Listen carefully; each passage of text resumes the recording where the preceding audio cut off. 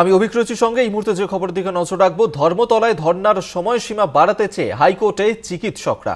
বিচারপতি প্রসেনজিৎ বিশ্বাসের দৃষ্টি আকর্ষণ করে মামলা দায়েরের আবেদন করা হয়েছে। মামলা দায়েরের অনুমতি দিয়েছেন প্রধান বিচারপতি। সময়সীমা বাড়াতে চেয়ে পুলিশকেও চিঠি দিলেও অনুমতি মেলেনি। ধর্মতলায় ধর্নার সময়সীমা বাড়াতে চেয়ে হাইকোর্টে চিকিৎসকরা এবং হাইকোর্টে তারা আবেদন করেছেন। বিচারপতি প্রসেনজিৎ বিশ্বাসের দৃষ্টি আকর্ষণ করে মামলা দায়েরের আবেদন জানিয়েছেন তারা। মামলা দায়ের করার অনুমতি প্রধান বিচারপতির।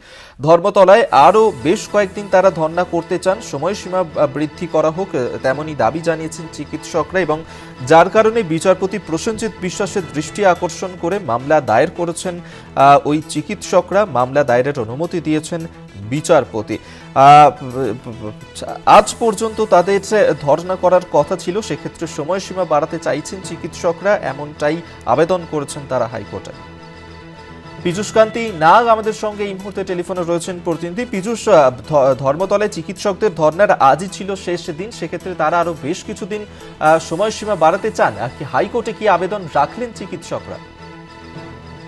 দেখো, হাইকোর্টে বিচারপতি প্রসেনজিৎ বিশ্বাসের এজলাসে আজ সকালে জয়েন্ট ডক্টর ফোরামের পক্ষ থেকে তার দৃষ্টি আকর্ষণ করে মামলা দায়েরের অনুমতি চাওয়া হয়। তাদের দাবি হচ্ছে যে 26শে ডিসেম্বর অর্থাৎ আজ পর্যন্ত কলকাতা হাইকোর্টের নির্দেশ মতো তারা জরুরি কোচিং এ যেখানে অবস্থান করছে সেখানে অবস্থান করতে পারবে, কিন্তু এরপরে তাদের সেই অবস্থানের সময়সীমা বৃদ্ধির জন্য তারা কলকাতা পুলিশের কাছে আবেদন জানিয়েছিল, কিন্তু কলকাতা পুলিশ তা নাকচ করে দিয়েছে।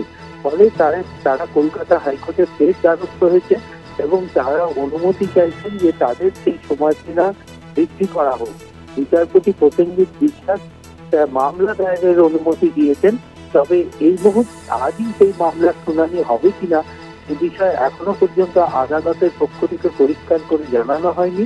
তবে আজ যদি শুনানি না হয় সেক্ষেত্রে আজকের পর কিন্তু আগামী 30শে ডিসেম্বর কলকাতা হাইকোর্টের পরবর্তী অবকাশকালীন বেঞ্চ এবং সেই বেঞ্চে শুনানির সম্ভাবনা থাকবে। ফলে সেক্ষেত্রে কিন্তু আজকের পর আর ডাক্তার চিকিৎসকরা সেই অবস্থানে ধরতে পারবেন না কলকাতা হাইকোর্টের রায় অনুযায়ী, এবং আদালতের রায় না হলে তাদের সেই সময়সীমা বৃদ্ধি করার কোনো সম্ভাবনা নেই। ফলে মামলা দায়েরের পর যেটা জানা যাচ্ছে যে চিকিৎসকদের আইনজীবী ফের বিচারপতি দৃষ্টি আকর্ষণ করবে এবং আজই সেই মামলার শুনানির জন্য আবেদন জানাবে। এবারে বিচারপতি তখন তার উপরে নির্ভর করবে এই মামলার শুনানি তিনি আজই গ্রহণ করবেন কি করবেন না।